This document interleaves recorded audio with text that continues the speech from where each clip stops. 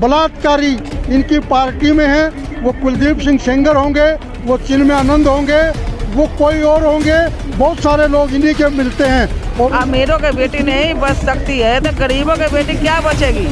देश का राजा कैसा है? देश का राजा का मतलब देश का प्रधानमंत्री। बेटी पढ़ाओ बेटी बचाओ, बेटी तो बच नहीं पा रही है। जो बलात्कार हुए उनको बचाया था मोदी जी की पार्टी ने।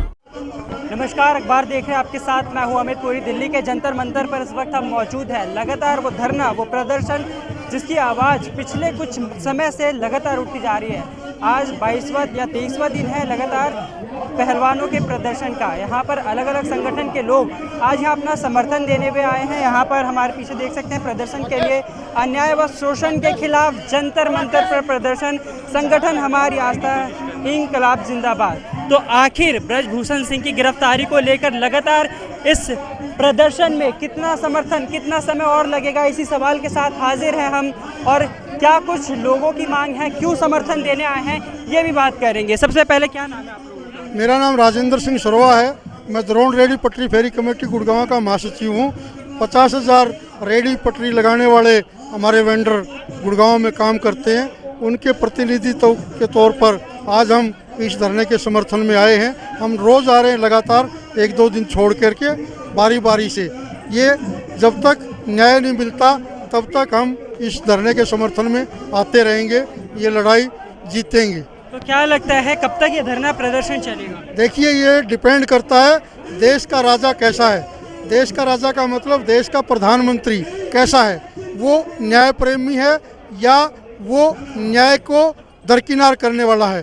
तो अब तक का जो मोदी जी का चरित्र है वो न्याय प्रेमी का तो कतई नहीं है। उसने गुजरात के दंगों में जो दोषी थे, सजा याफ्ता थे, उसकी पार्टी के लोगों ने उनके लिए काफ़ी सम्मान उनके लिए प्रदर्शित किया। न्याय को पाने के लिए लड़ते हैं, ये दुनिया का इतिहास है। ये यहाँ पर भी दोहराया जाएगा और मोदी को घुटने टेकने होंगे। ब्रजभूषण शरण सिंह को जेल में जाना होगा। तो देश की बेटियां धरने पर बैठी हैं, क्या कहना चाहेंगे? आप खुद एक महिला हैं। जैसे देश के बेटी है तो सारे हिंदुस्तान के बेटी है, लेकिन ऐसा जब अमीरों के बेटी नहीं बच सकती है तो गरीबों के बेटी क्या बचेगी। जब अमीरों के साथ में ऐसे गंदे जलूल हो रही है, कोई एक्शन नहीं लिया जा रहा है तो गरीबों के बेटी क्या बचेगी। इसके लिए तो सख्त से सख्त कदम अपने जितने बिहार, यूपी, बंगाल सारे आदमी को अपने जब कुर्सी पर बैठा सकती हो तो कुर्सी से गिरा भी सकती हूँ। इसलिए जब बेटी नहीं बचेगा, जब वोट के टाइम होते हैं तो बड़े बड़े सपने देते हैं, बेटी पढ़ाओ बेटी बचाओ, तो बेटी तो बच नहीं पा रही है। मैं तो ये 20 साल 30 साल से अभी जमाने में देख रही हूँ, जब बड़े के बेटी के नहीं बख्शा जा रहा है तो छोटे के बेटी के क्या बख्शेगा। बेटी बचाओ बेटी पढ़ाओ जुमले हैं, क्या बातें? बिल्कुल ये जुमला है।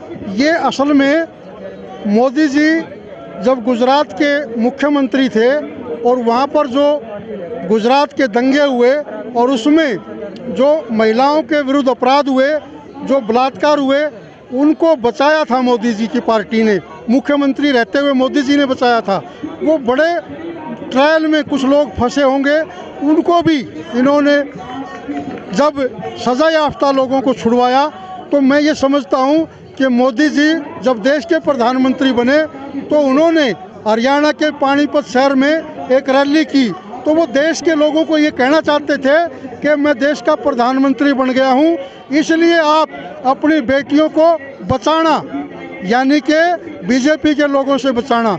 तो ये जुमला था। इसकी गहराई ये थी कि बलात्कारी इनकी पार्टी में हैं, वो कुलदीप सिंह सेंगर होंगे, वो चिन्मय आनंद होंगे, वो कोई और होंगे, बहुत सारे लोग इन्हीं के मिलते हैं और उनके खिलाफ कोई कार्रवाई नहीं होती। तो ये जुमला था और इस जुमले की गहराई में ये था कि देश के लोगों, अब हम देश के अंदर शासक बन गए और आप हमारे पार्टी के लोगों से बचा सको तो बेटियों को बचाओ। ये सिद्ध हो रहा है। ब्रजभूषण लगातार कह रहे हैं कि मैं निर्दोष हूँ और अभी दिल्ली पुलिस ने पूछताछ भी करने के लिए बुलाया था। तो क्या लगता है क्या होगा? सर, ये तो राजनीति से प्रेरित है।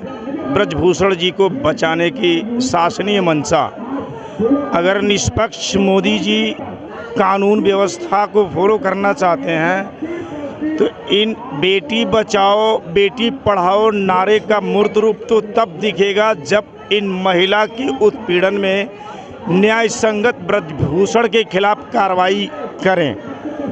देश की महिलाओं को इस बात से संतुष्टि हो कि देश की सरकार इस उत्पीड़ित महिलाओं के पक्ष में कार्य कर रही है। ऐसा दिख नहीं रहा देश की जनता को। अगर ऐसा होता तो यहाँ पे ये धरने पर नहीं बैठती। जब देश की पहलवानों के साथ ये हाल है तो ग्राम सभाओं की बेटियों के साथ क्या हाल होगा देश में। देश की जनता इस पर सोचने को बाध्य हो रही है सर। तो लगातार देश की जनता सोचने पर बाध्य है कि आखिर क्या होगा जब देश में पहलवानों की ये स्थिति है, तो जो लोग ग्रामीण में रह रहे हैं या जो आम लोग हैं उनके लिए न्याय कब तक मिलेगा, ये बड़ा सवाल है। फिलहाल इतना ही, देखते रहे अखबार।